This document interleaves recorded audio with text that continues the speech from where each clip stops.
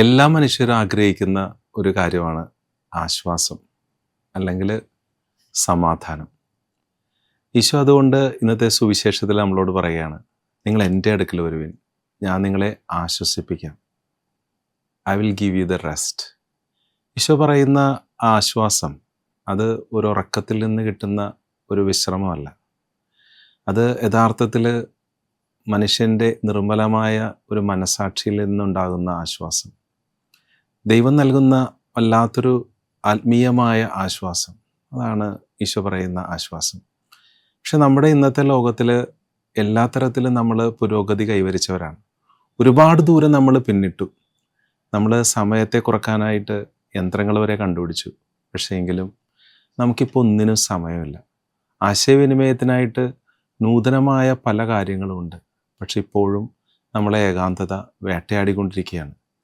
നമ്മൾ ഒരുപാട് ദൂരം പിന്നിട്ടെങ്കിലും നമ്മുടെ മനസ്സിൻ്റെ ഉള്ളിൽ ആശ്വാസം കിട്ടാതെ അലയുന്ന, എന്തിനൊക്കെയോ വേണ്ടി സമാധാനത്തിന് വേണ്ടി പുറകെ പോകുന്നൊരവസ്ഥ നമ്മുടെ എല്ലാവരുടെയും ജീവിതത്തിലുണ്ട്. ഇവിടെയാണ് ഈശോ പറയുന്നത്, നിങ്ങൾ എൻ്റെ അടുക്കൽ വരുവിൻ, ഞാൻ നിങ്ങളെ ആശ്വസിപ്പിക്കാം. ഈശോ ഒരിക്കലും പറയുന്നില്ല, നിങ്ങൾ എൻ്റെ ഈ ഫിലോസഫി സ്വീകരിക്കുവിൻ, നിങ്ങളെൻ്റെ ഈ ആശയം സ്വീകരിക്കുവിൻ എന്നല്ല. ഈശോ നമ്മളെ ക്ഷണിക്കുന്നത് ഒരു പേഴ്സണലായിട്ടുള്ള റിലേഷൻഷിപ്പിൽ എൻ്റെ അടുക്കൽ വരുവിൻ. യഥാർത്ഥത്തിൽ ക്രിസ്ത്യാനിറ്റി എന്ന് പറയുന്നത് ഒരു മതവിചാരം എന്നതിനേക്കാളപ്പുറം ആ യേശു ക്രിസ്തുവുമായിട്ടുള്ളൊരു ഗാഢമായ ബന്ധമാണ് നമ്മുടെ ക്രിസ്തീയമായ ജീവിതം തന്നെ. ഇവിടെ ഈശോ നമ്മളെ ക്ഷണിക്കുകയാണ്, വളരെ ജെൻറ്റിലായിട്ട് നമ്മളെ ക്ഷണിക്കുകയാണ്. ആ ക്ഷണിക്കുമ്പോൾ ഈശോ ഏതൊക്കെ അവസ്ഥയിലാണ് നിങ്ങളെന്ന ഒരു ധാരണയൊന്നും നമുക്ക് മുൻ വെക്കാതെയാണ് ഈശോ ക്ഷണിക്കുന്നത്. നിങ്ങൾ ചിലപ്പോൾ പല വിധത്തിലുള്ള ജീവിതാവസ്ഥയിൽ ഇപ്പോഴായിരിക്കാം. അതൊക്കെ ആയിട്ടാണ് ഈശോ നമ്മളെ ക്ഷണിക്കുന്നത്. എന്നിട്ട് ഈശോ ഒരു മനോഹരമായൊരു പ്രാർത്ഥന നടത്തുകയാണ്. പിതാവേ, ഇത് ജ്ഞാനികളിൽ നിന്ന് അങ്ങ് ഒളിപ്പിച്ചു വെച്ച്, വിവേകമതികളിൽ നിന്ന് അങ്ങ് ഒളിപ്പിച്ചു വെച്ച് ശിശുക്കൾക്ക് വെളിപ്പെടുത്തി കൊടുത്തല്ലോ എന്ന്. ദൈവം ഒരിക്കലും മനുഷ്യൻ്റെ ഇൻ്റലിജൻസിനെതിരല്ല. കാരണം ദൈവമാണ് നമുക്ക് ആ ഇൻ്റലിജൻസ് നൽകിയത്. ജ്ഞാനത്തെ തേടുന്നതിന് മനുഷ്യർക്ക് ഒരിക്കലും ദൈവം വിഘാതമായിട്ടുള്ളതല്ല. കത്തോലിക്ക സഭ അത് എത്രയോ വർഷങ്ങൾക്ക് മുൻപേ അത് മനസ്സിലാക്കിയതാണ്. അതുകൊണ്ട് ആധുനികമായ ഏത് രാജ്യങ്ങളൊക്കെ ആരംഭിക്കുന്നതിന് മുൻപ് തന്നെ കത്തോലിക്ക സഭ ജ്ഞാനത്തിന് വേണ്ടിയിട്ട് യൂണിവേഴ്സിറ്റികൾ വരെ സ്ഥാപിച്ചിട്ടുണ്ട്. എത്രയോ നൂറ്റാണ്ടുകൾ പഴക്കമുള്ള യൂണിവേഴ്സിറ്റികൾ നമുക്കുണ്ട്. അവിടെ എല്ലാം ജ്ഞാനം തേടുകയാണ്. പക്ഷേ ഈശോ പറയുന്ന ആ അറിവ്, ഈശോ പറയുന്ന ആ വെളിപ്പെടുത്തുന്ന ആ അറിവ് എന്ന് പറയുന്നത് രണ്ട് തരത്തിലുള്ള അറിവുകളുണ്ട്. ഒരു മനുഷ്യൻ്റെ അഹങ്കാരത്തിൽ നിന്നുള്ള അറിവ്, അതെന്താണ്, എല്ലാം അറിയാമെന്നുള്ള ഒരു മനുഷ്യൻ്റെ ജീവിതത്തിൽ അയാൾ പറയുന്നത്. അയാൾ ദൈവത്തെക്കുറിച്ച് ചോദിച്ചാൽ എനിക്കറിയാം. എന്നാൽ വിനയത്തിൻ്റെ ഒരു അറിവുണ്ട്. ആ അറിവുള്ള വ്യക്തി ആ വിശ്വാസത്തിൽ നിന്നുകൊണ്ട് ദൈവത്തോട് പറയും, ദൈവമേ, അങ്ങേ അറിയാൻ ഞാൻ ആഗ്രഹിക്കുന്നു. വിനയത്തോടു കൂടിയാണ് ദൈവത്തിൻ്റെ സന്നിധിയിൽ, ദൈവമേ, അങ്ങേ അറിയാനായിട്ട് ഞാൻ ആഗ്രഹിക്കുന്നു. അതുകൊണ്ട് ഇങ്ങനെ പറയാറുണ്ട്, ഒരു മുട്ടുകുത്താത്ത ഒരു ഫിലോസഫറിനേക്കാൾ ഉപരി മുട്ടുകുത്തി പ്രാർത്ഥിക്കുന്ന ഒരു മുത്തശ്ശിക്ക് ദൈവം തൻ്റെ ഹൃദയത്തിൻ്റെ വിചാരങ്ങൾ വെളിപ്പെടുത്തുമെന്ന്. ശരിയല്ലേ? നമ്മൾ പലപ്പോഴും നമ്മുടെ ഹൃദയത്തിൽ ഒരുപാട് കാര്യങ്ങൾ നിറച്ചു വെച്ചുകൊണ്ട് അറിവുള്ളവരാണെന്ന്, എനിക്ക് ഈ പ്രശ്നങ്ങൾ സോൾവ് ചെയ്യാൻ പറ്റും, എൻ്റെ ജീവിതത്തിൽ ഞാൻ തന്നെ മതി എന്ന് വിശ്വസിക്കുന്ന ഒരാൾക്ക് തൻ്റെ ജീവിതത്തിൻ്റെ ആ പ്രശ്നങ്ങളെ സോൾവ് ചെയ്യാനായിട്ട് സാധിക്കുകയില്ല. ഇവിടെയാണ് ഈശോ നമ്മളെ ക്ഷണിക്കുന്നത്, നിൻ്റെ ഹൃദയത്തിൽ നീ എൻ്റെ അടുക്കിലേക്ക് വരാനായിട്ട് പറയുന്നത്. നമ്മൾ കേട്ടിട്ടുള്ള ആ കഥയില്ലേ, ഒരു പ്രൊഫസർ ഒരു ജ്ഞാനിയായ ഒരു മനുഷ്യനെ തേടി വന്നതാണ്. അയാൾ ഈ മനുഷ്യനോട് ഒരുപാട് കാര്യങ്ങൾ, ഫിലോസഫിയെക്കുറിച്ച്, സൈക്കോളജിയെക്കുറിച്ച്, സയൻസിനെക്കുറിച്ച്, റിലിജനെക്കുറിച്ചൊക്കെ സംസാരിച്ചുകൊണ്ടിരിക്കുകയാണ്. അതിനിടയിൽ ഈ ജ്ഞാനിയായ മനുഷ്യൻ അയാളുടെ മുമ്പിൽ വെച്ചിരുന്ന വെച്ചാൽ കപ്പിലേക്ക് ഇങ്ങനെ ചായ ഒഴിച്ചുകൊണ്ടിരിക്കുകയാണ്. ഈ ചായ ഈ കപ്പ് നിറഞ്ഞ ഒഴുകി ടേബിളിലൂടെ അത് പുറത്തേക്ക് പോകുമ്പോൾ അയാൾ ഈ ജ്ഞാനിയെ തടഞ്ഞുകൊണ്ട് പറയുക, നിങ്ങളിത് കാണുന്നില്ലേ ഈ കപ്പ് നിറഞ്ഞു പോകുന്നത്?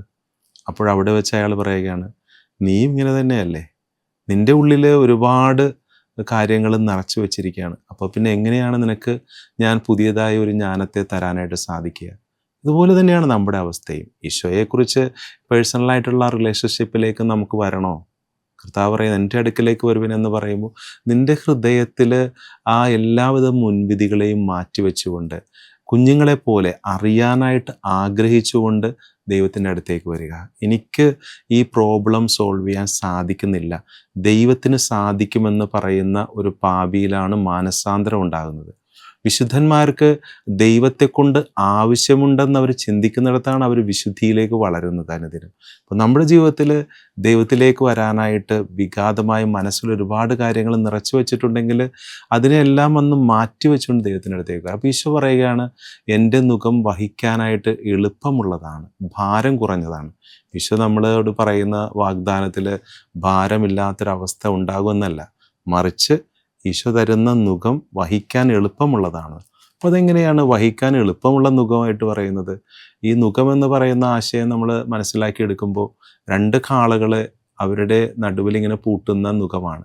പക്ഷേ ഈ 2 കാളകളിൽ ഒരു കാള പ്രായമുള്ളതും പരിചയസമ്പന്നമായിട്ടുള്ള കാളയാണ്, മറ്റേ കാള എപ്പോഴും ചെറുപ്പമാണ്, പരിചയസമ്പന്നതയില്ല.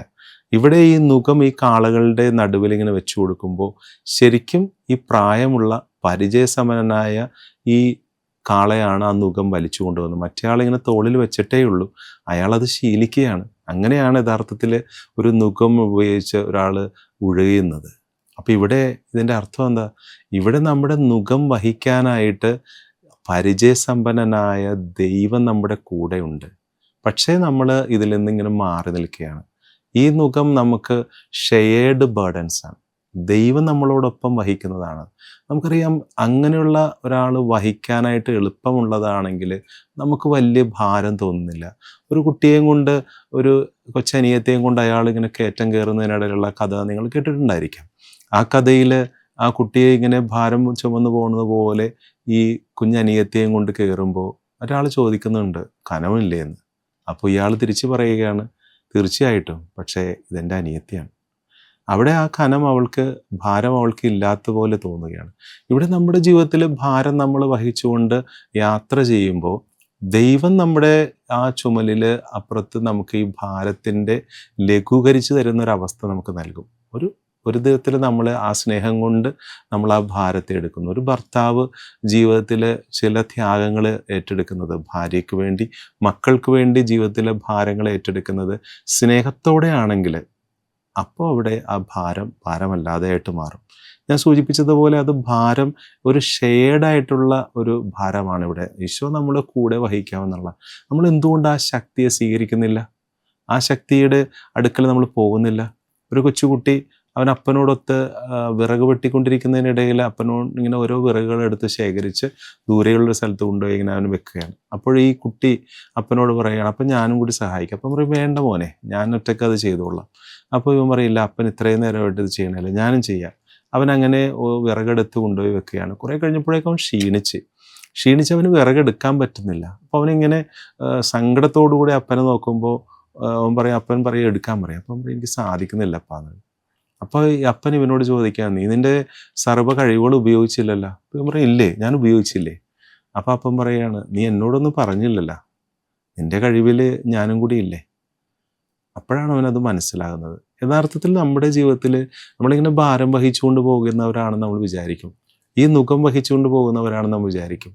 അപ്പോൾ നമുക്ക് ഈ നുകം വഹിക്കാനായിട്ട് നമ്മുടെ സർവ്വ കഴിവുകൾ നമ്മൾ ഉപയോഗിച്ചു.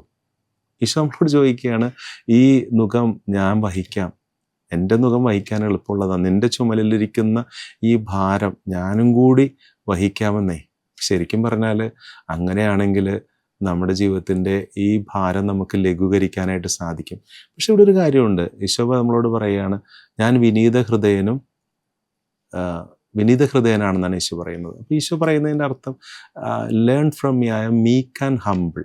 ദൈവം നമ്മുടെ അടുക്കൽ ജെൻറ്റിലാണ്. നമ്മൾ ഒരിക്കലും ഫോഴ്സ്ഫുള്ളി ആയിട്ട് വന്ന് ദൈവം ഞാൻ നിൻ്റെ ഭാരം എടുത്തുകൊണ്ട് പോയിക്കോളാം, ഞാൻ നിൻ്റെ ജീവിതത്തിൻ്റെ എല്ലാം എടുത്ത് മാറ്റാമെന്നല്ല. ഫോഴ്സ്ഫുള്ളി ആയിട്ട് ദൈവം നമ്മുടെ ജീവിതത്തിലേക്ക് കടന്നു വരുന്നില്ല. മീക്ക് ആൻഡ് ഹംബിൾ, ഇത്രയും ജെൻറ്റിലാണ് ദൈവം. നമ്മുടെ അനുവാദത്തിന് വേണ്ടി കാത്തിരിക്കുകയാണ്. ആ കഥകിൽ നമ്മളെ മുട്ടിയിട്ട് കാത്തിരിക്കുകയാണ്, നീ നിൻ്റെ ഭവനത്തിലേക്ക് എന്നെ സ്വീകരിച്ച് നിൻ്റെ ഭാരം എൻ്റെ ചുമലിലേക്ക് വെക്കുക, തീർച്ചയായിട്ടും ഞാൻ നിനക്കത് ലഘൂകരിച്ച് തരാം. വലിയ കാറ്റിൽ ദൈവം അവനോട് സംസാരിച്ചില്ല, ഭൂകമ്പത്തിൽ ദൈവം സംസാരിച്ചില്ല, ഒരു മന്ദമാരുതൻ അവനെ തഴുകിപ്പോയി, അതിൽ ദൈവം സംസാരിച്ചു. അത്ര സോഫ്റ്റായിട്ട് ഇടപഴകുന്ന ഒരു ദൈവം നമുക്കുണ്ട്. ആ ദൈവം നമ്മളെ ഏറ്റെടുക്കാമെന്ന് പറയുന്ന ദൈവമാണ്. ഈ ഒരു ചിന്തയാണ് നമ്മൾക്ക് ഈ ഒരു സുവിശേഷം വെച്ച് നീട്ടുന്നത്. നമ്മുടെ ജീവിതത്തിൽ ഒഴിഞ്ഞ കപ്പുമായിട്ട് ദൈവത്തിൻ്റെ സന്നിധിയിലേക്ക് ഒഴിഞ്ഞ ഹൃദയവുമായിട്ട് ചെല്ലുക. തീർച്ചയായിട്ടും അവിടെ നമുക്ക് യഥാർത്ഥ ജ്ഞാനം കൊണ്ട് നമ്മളെ നിറക്കും. ആ ജ്ഞാനത്തിൽ നമ്മൾ നിറയുമ്പോൾ ആശ്വാസം നമ്മളെ തേടിയെത്തുകയാണ്. ഇനിയും നമ്മുടെ ജീവിതത്തിലേക്ക് ആശ്വാസം കിട്ടാത്ത ഭാരം നമ്മുടെ ജീവിതത്തിലുണ്ട്. ഉത്കണ്ഠകളായിരിക്കാം, അത് ജീവിതത്തിൽ നമ്മൾ മുന്നോട്ട് വെക്കുന്ന താരതമ്യത്തിൻ്റെ വേദനകളായിരിക്കാം. ചിലപ്പോൾ നമ്മുടെ ജീവിതത്തിൽ നമ്മൾ അനുഭവിക്കുന്ന സന്തോഷം അഭിനയിച്ച് ജീവിക്കുന്നതായിരിക്കാം. മറ്റുള്ളവർക്ക് വേണ്ടി നമ്മൾ ഓടി നടക്കുന്നതായിരിക്കാം. ഏകാന്തതയായിരിക്കാം. എന്തു തന്നെ ആയാലും ആ ഭാരം ഈശോയിലേക്ക് എടുത്തു കൂടി വെക്കുക. തീർച്ചയായിട്ടും പരിചയസമ്പന്നനായ ആ കാള തൻ്റെ നുകം വഹിക്കാനായിട്ട് മറ്റേ ചെറുപ്പക്കാരനായ കാളയെ സഹായിക്കുന്നത് പോലെ ആ കൊച്ചുകുട്ടിയോട് നിൻ്റെ സർവ്വ കഴിവുകളും നീ ഉപയോഗിച്ചോ എന്ന് ചോദിക്കുന്നത് പോലെ നീ നിൻ്റെ ജീവിതത്തിലെ സർവ്വ കഴിവുകൾ ഉപയോഗിച്ചോ. ഇത് നമ്മുടെ ദൈവവുമായിട്ടുള്ള ഒരു പേഴ്സണലായിട്ടുള്ള റിലേഷൻഷിപ്പിലേക്കാണ് നമ്മൾ ഈശോ വിളിക്കുന്നത്. ഈ വിളിക്കുന്ന വിളിയിൽ ഈശോ ഒരിക്കലും നമ്മുടെ ജീവിതത്തിലേക്ക് ഫോഴ്സ്ഫുള്ളി അല്ല വരുന്നത്. ഈശോ നമ്മുടെ ജീവിതത്തിലേക്ക് വരുന്നത് വളരെ ജെൻറ്റിലായിട്ടാണ്. വാതിൽ തുറന്നു കൊടുക്കുക, ആശ്വാസം നമുക്ക് കണ്ടെത്താം.